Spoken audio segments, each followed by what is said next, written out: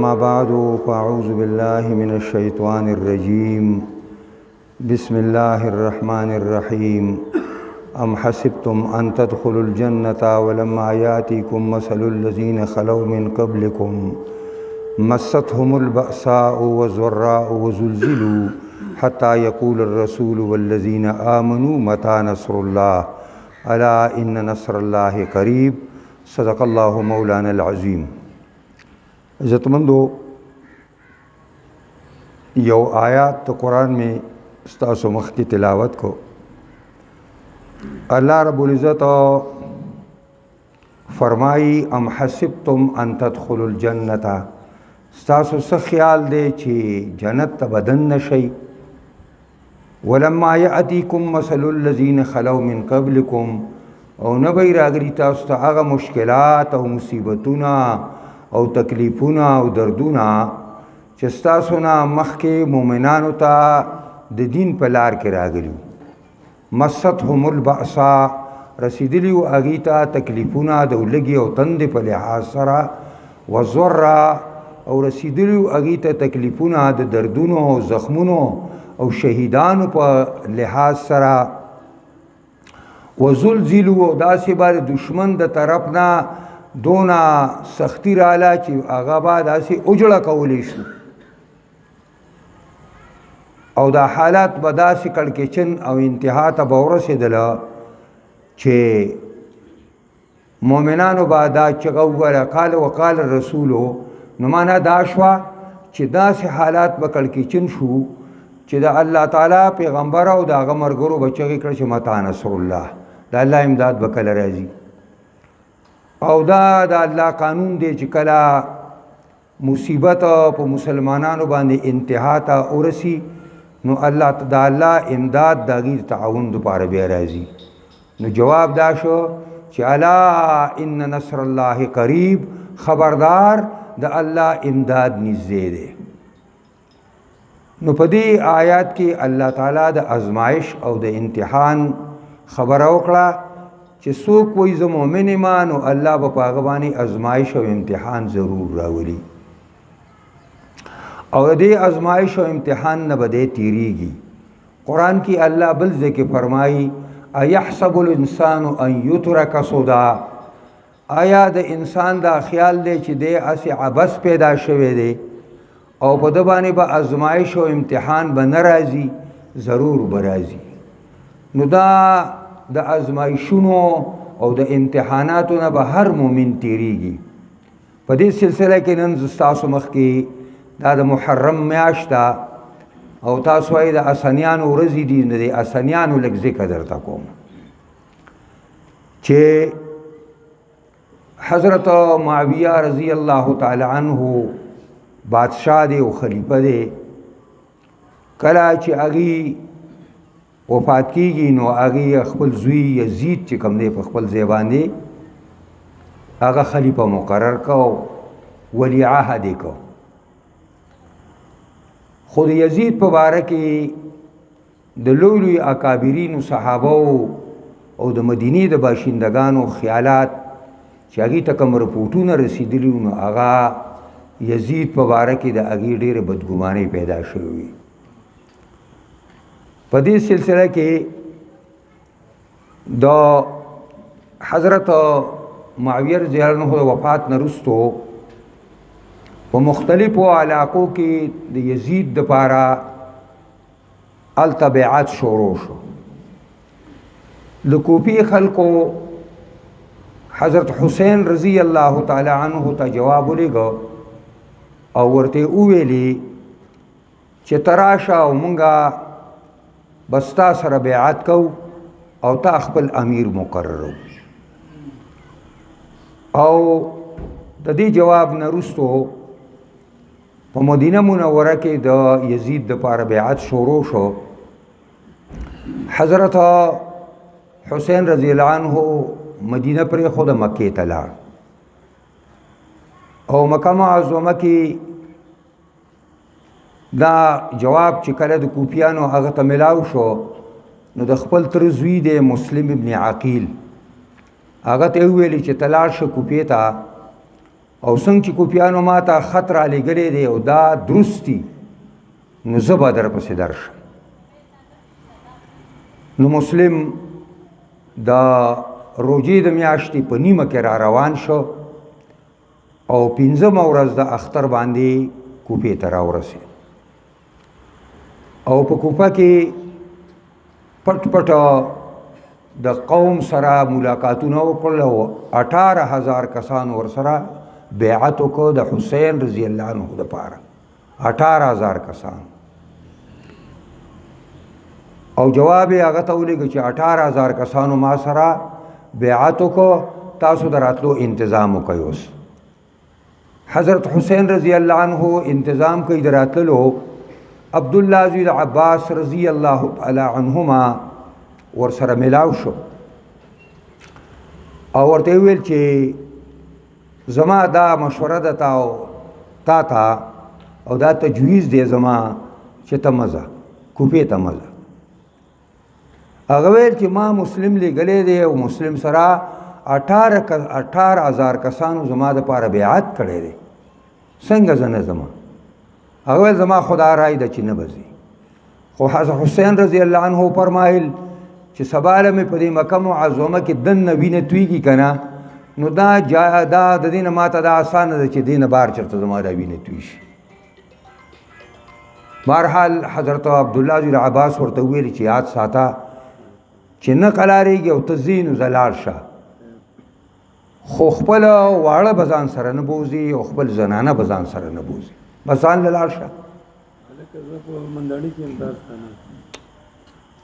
دا زه دا نه غواړم چې سبا د حضرت عثمان ابن عفان رضی الله عنه څنګه د خپلو بچو او د خپلو زنانو مخکې شهید شو او دغسې ته د خپلو بچو او د خپلو زنانو مخکې شهید کېږي، دا نه برداشت کوم. خدا خبره حضرت حسین ونه منله او د خپلو پوره ګڼو کسانو ملګرو سره چې هغه ټول د پیغمبر خدا صلی الله علیه وسلم د کورنۍ خلکو هغه ځان سره روان کړ، تقریبا 1500 کسانو سره. دې کې زنانم دي ماشومانم دي نارینم دي. بس یزید چې کله خبر شو چې دغسې د حضرت حسین دپاره د کوپې خلکو دغه کړی دی، نو هغه عبیدالله زوی د زیاد ورته وایي چې دا یو قسم له د حضرت معاویه رضی الله عنه پلار دعوه کړې چې دا زما زوی دی، چېرته یو وینځې د طرفه. بهرحال هغه عبیدالله زوی د زیاد ته خبر وکړو چې ته فورا لاړ شه او د کوفې اختیارات په خپل لاس کې واله او د هغې هغه ولایت یې ورته وسپاره. خلک دلته د حضرت حسین رضی الله عنه په تمه ناست دی چې د پیغمبر نوسې را روان دی او موږ خیر نن به راورسي او سبا به راورسي. دلته عبیدالله زوی د زیاد لسام په مخ باندې اچولی دی او راننوت کوپې ته او خلک ورته وایي چې د پیغمبر بچیه په خیر رالی ستړی مه شي ورته کوي او دغه دا سلامونه پې وایي او دی وعلیکم سلام وایي او نیغ روان دی. چې کله هغه ایوان ته ورسېد او قصر ته ورسېد کوم چې د حکومت و، بس هلته نعمان زوی د بشیر چې د هغه مور او پلار دواړه صحابو خو دې تابعي دی، هغه ورته ورکولاو که لسام یې لر که چې خلکو ولیده ویل چې اوهو دا ابن مرجانه دی، دا خو عبیدالله زوی د زیاد دی، د مرجاني زوی دی. په کاڼو باندې پې ګزارونه وکړو خو بچ شه او لاړ ننوت. هلته د حکومت چې کوم کارکنان او کاردارو او تیار خوارو هغه خو ناستو، بس هغې ته یې ویلې چې مسلم لټوئ چې کوم ځای کې دی کوپه کې. کله چې مسلم پوه شي چې ما پسې اوس دا جاسوسان راله، نو هغه اواز وکړو چې یا منصور، دا په جهاد کې هره شپه مجاهدین ځان له یو نښه ږدي، نو دا نښه هغوی ښي وه چې موږ به یو بل ته یا منصور ووایو. نو انت مسلم چغه کړه چې یا منصور، 18,000 خلک ورته راټول شو او په هغه سرکاري ایوان باندې حمله وکړه او وجنګېدل. ماښام چې حضرت مسلم ګوري نو 100 کسه ورڅه پاتې شو، په 18,000 کسانو کې 100 کسه پاتې شو بیا بس هغه د ماښام دی واپس شو او کنده یو محله ده هغې طرف ته روان شو. 100 کسان ورسره دي او چې هغه اور ته رسېده نو 3 ورسه پاتې وو. چې په اور باندې دننه کېدل اخوا چې یې وکته یو هم ورسره نه و. حیران شي چې نابلده دی په ښار کې ځای ورته نه دی معلوم چې خدای زه اوس چېرته لاړ شم. بس اس نه راکوش و هسې پرېښوده او پرې کوڅو کې لاړ داسې او هلته یو آزاد کرده شده وینځله د محمد ابن اشعث هغه هغې ته یې وویل چې ما له لږې اوبه راکړه اوبې ورکړې او هغې ته یې خپله دغه وکړه چې دغسې زه ما سره دا کار وشو هغې وله پناه ورکړه. خو هغې چې هغه کم مالک او مولای محمد ابن اشعث هغه ته یې وویلې او هغه پې زیات عبیدالله زوی د زیات خبر کړ او بیا لاړو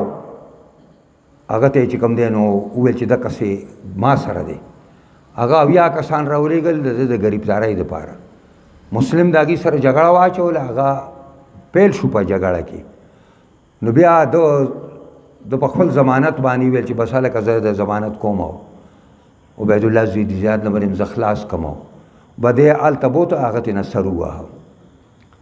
او د هغه سر چې کوم دی نو هغه یې یزید ته ولېږه او د هغه جثه یې راواخېسته او بره یې ځوړنده کړه داسې. په دې کې حضرت حسین رضی الله عنه قادسیې ته را رسېدلی دی. چې کله دې حالاتو نه خبر شو نو حضرت حسین ملګرو ته ویل چې واپس کیږو. نو د مسلم رونو ورته وویلې چې که ته واپس ځې نو ته لاړ شه او موږ ونه واپس کیږو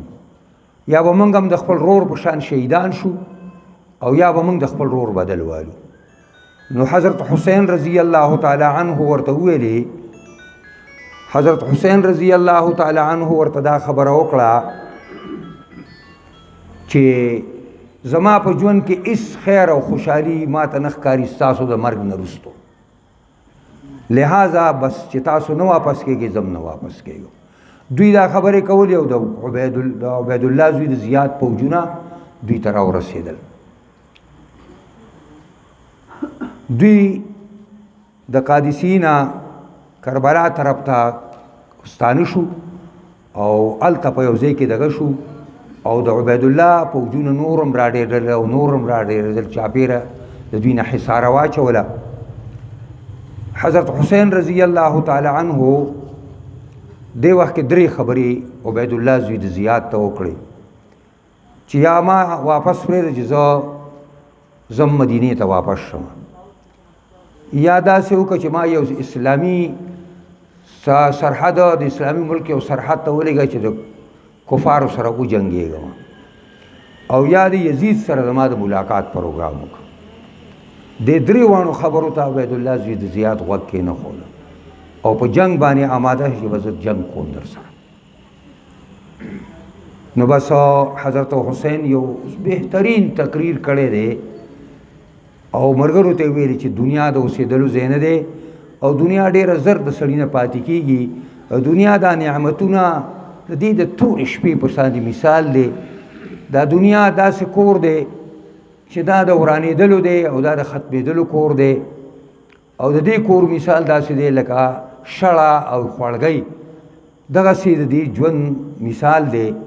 دنیا سره زړه مه لګوئ او د الله د دین دپاره قرباني ورکول دي ځکه چې د الله دین بالکل ختم شوی دی. د اسلام گاډی یزید ډلې چې کوم دی د اسلام د پاڼۍ نه دنګولی دی او د اسلام نوم هسې پاتې شوی دی او هر طرف تر ظلم او د بېانصافۍ او جور دی یو دور دی. دا بهترین تقریر ورسه وکړو او بیا جنگ شروع شو. خلاصه دا ده چې حضرت حسین رضی الله تعالی عنه د خپلو ملګرو سره د پیغمبر خدا د کورنۍ خلکو سره د 80 کسانو سره په میدان کربلا کې شهیدان شو. د 80 کسانو سره او دا ټول د پیغمبر خدا د کورنۍ خلک دی. ټول د پیغمبر خدا دا د حضرت حسین خپل بچی دي د حضرت حسن بچی دي د جعفر طیار بچی دي او د عقیل بچی دي دا ټول د پیغمبر خدا د کورنۍ مشران دي او دای بچی دي او دا په ډېر لوی تعداد کې د پیغمبر خدا د کورنۍ کسان 80 کسان شهیدان شو 80 او د دې چې هغه کې کم کسان مړ کړو هغه 80 کسان دي دوی وجل حضرت حسین او دغه مرګرو بهرحال حضرت حسین رضی الله تعالی عنہ بس شهید شدالتا او دا شهادت حق دا شهادت د دې لپاره دا په حکومت باندې د جګړې لپاره نو دا په سیاسي بنیادونو باندې نو دا صرف د اسلام خبره او د دین خبره وا چې دین لګیاره خرابېږي او بربادیږي ځکه چې د یزید په باره کې رپورټونه چې کوم مدینې ته راغلي وو هغه ډېر خطرناک رپورټونه دي هغه زه تاسو ته شم ویلی دلته ډېر خطرناک رپورټونه دي نو دې وجې نه هغې جام شهادت نوش کو خو دغه د ظلم حکومت هغې برداشت نه کو او دا په دې کله چې د حضرت حسین رضی الله عنه شهید کو سنان نومي یو سړی دی او بیا یې د هغه نه دا سر پرې کو او هغه عبید الله زوی د زیاد ته ولېږه عبید الله زوی د زیاد هغه د هغه قاتل سره هغه سر ورسره کو د یزید شام ته ولېږه او کله چې شام ته د حضرت حسین رضی الله تعالی عنه سر ورسېده نو هغه د یزید په مخ کې په یو طباخ کې کېښودی شو نو یزید ډکې راواخیسته د رسول الله د حضرت حسین په دې مخ پورې او په دې ننګو پورې داسې را ډکې راکاږي داسې چې خلک داسې وایي چې دی د دې مخ په جوسه کې د پیغمبر خدا په شان دا حسین دا د مخ په دې کرده کې دا د رسول الله په شان نو ابو برزا رضی الله تعالی عنہ صحابي ناست دی په مجلس کې هغه ورته چې یزید دا ډکې را لرکا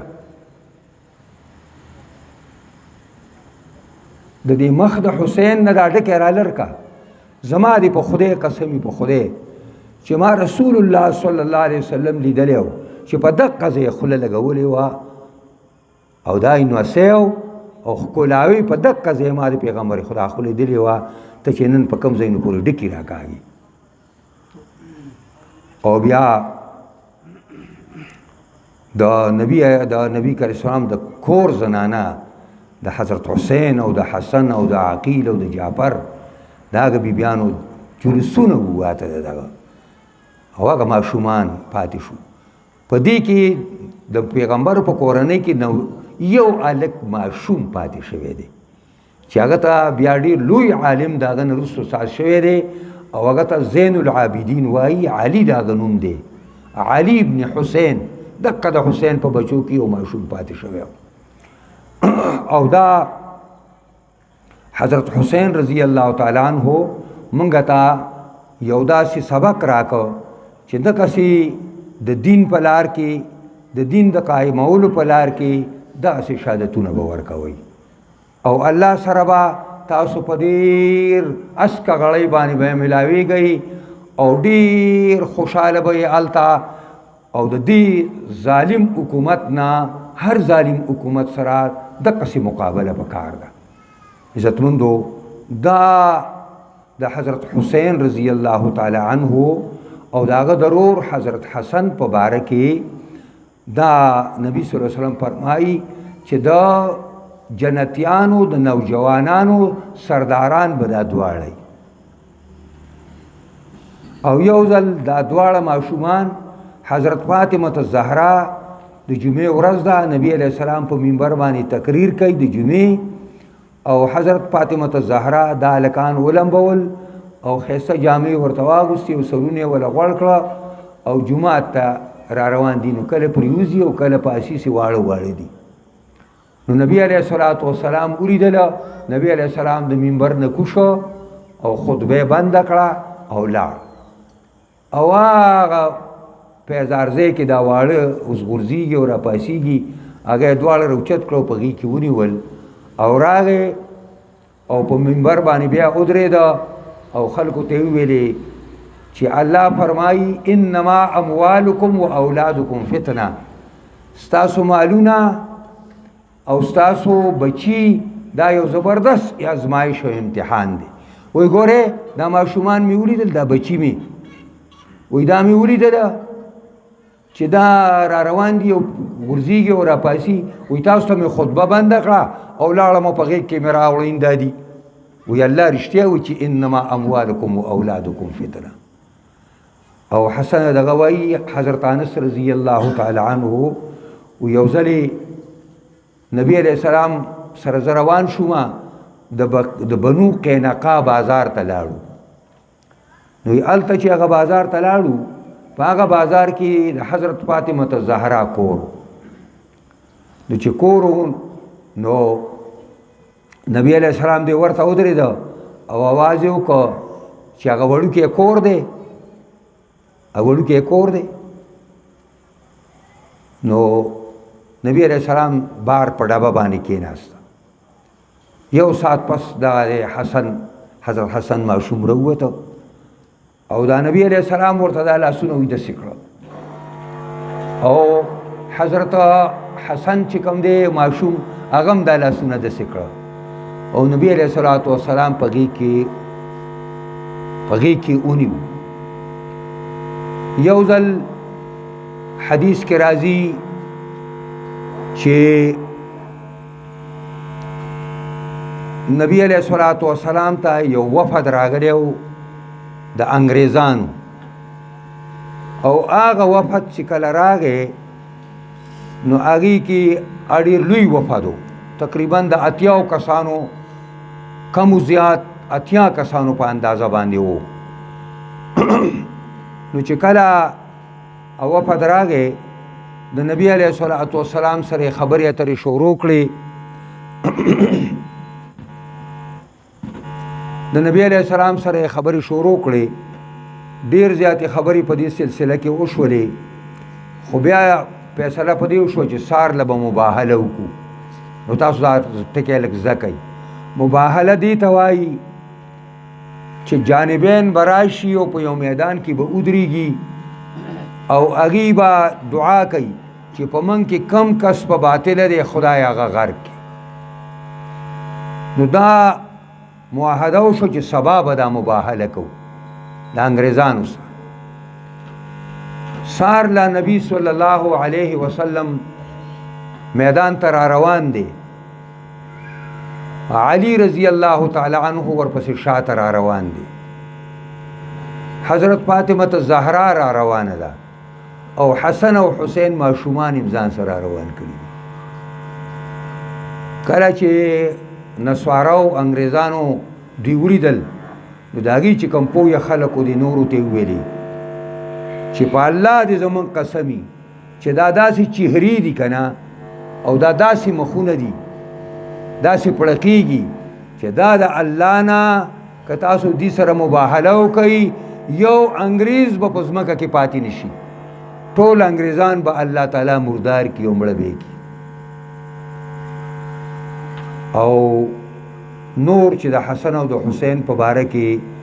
رسول الله صلی الله علیه وسلم کومې خبرې کړي دي او دا هغه ته انتهایی ګران و، دا مور ورته انتهایی ګرانه وه. خو داسې وخت بیا راغی چې هغه خلکو بیا د هغې هغه بچي راونیوله او هغه بچي یې وله حلال کړه. حضرت حسین رضی الله تعالی عنه چې څه وخت شهید کېږي نو مازه باندې ولاړ دی او په ولاړه باندې د هغه نه سر پرېږه، په ولاړه باندې سر پرېږه. دا بیا چا نه ویل چې دا د کومې کورنۍ خلکو، دا د چا بچي دي، دا خو د هغه چا بچي وو چې چا موږ ته اسلام ښودلی و، چا موږ ته دین ښودلی و، چا موږ ته عقل او شعور ښودلی و، چا موږ د الله سره معرفي کړي وو. دا خو د هغه خلکو بچي وو. دا حقیقت دی چې یزید یقینا ظلم کړی دی او یزید یقینا د دې یو مجرم دی چې هغه ته موږ ظالم نه وایو مجرم نه وایو، نو دې معنا دا ده چې حضرت حسین باغي دی. بیا د مسلمانانو د قیادت او د مشرۍ دپاره به څوک منتخب کیږي چې هغه د الله بندی او د الله نه یریدونکی او هغه د عدل او د انصاف ډکی، نو هغه سړی به د مسلمانانو مشر سازیږي. د یزید غوندې سړی به نه سازیږي چې هغه دا قسم کارونه وکړو. دا خو صرف یو د حسنیانو خبره ده. نور که د هغه واقعات چې مدینه باندې هغې کومه حمله وکړه او د شام نه پوځونه ولیږل او 700 صحابه کرام په هغې کې د پاک ښار د مدینې کې هغه چې کوم دی شهیدان شو او 1000 زنانه د حرامونه او د زناونه حامل شوې پر پاک ښار کې. او دا د ظلم یو بازار ګرم کو، ورته ویلو چې 3 ورځې ستاسو لپاره مدینه مباحه ده چې څه پکې کوئ یا پکې کوئ. دا د مدینې منورې او نبی علیہ السلام دا فرمایلو چې په دې مدینه کې به یو سړی پوچکشي کوي او الله به د مومو په شانتي ویلي کوي، د مومو په شانتي. حضرت عثمان ابن عفان پسې چې خوارج راټول شوي 2000 کسان او هغه په کور کې بند کړی، نو مشران راله او ورته ویل چې منګه د هرقل غوندې پوځونه والي دي او د ایران په شان پوځونه منګه والي دي، دا 2000 کسان منګ ته سدي اجازه تو چې برابرۍ کو. نو حضرت عثمان ابن عفان خلیفہ راشد ورته ویلي چې ما د محمد مصطفی نه اوریدلی دي چې په دې مدینه کې به یو سړی پوچکشي کوي او الله به د مومو په شانتي ویلي کی، څنګه تاسو ته اجازه درکم؟ خو یزید اجازت ورکه او 3 ورځې بالکل آزاد کلی اجازت و چې د چا څه خوښوي په مدینه کې دی هغه وکړي. د دې وجې نه چې د مدینې واقعه ختمېدل او په یزید باندې الله داسې بیماری ولګوله چې د مومو په شانتي ویلي شه، ځکه پیغمبر خدا په خبرو کې فرق نه او دا دنیا ته الله تعالی خالي کړه. د دې وجې نه بعضې خلک د شیعګانو سره د بغض د وجې نه، او شیعګان د دې قابل هم دي چې موږ ورسره بغض وکړو،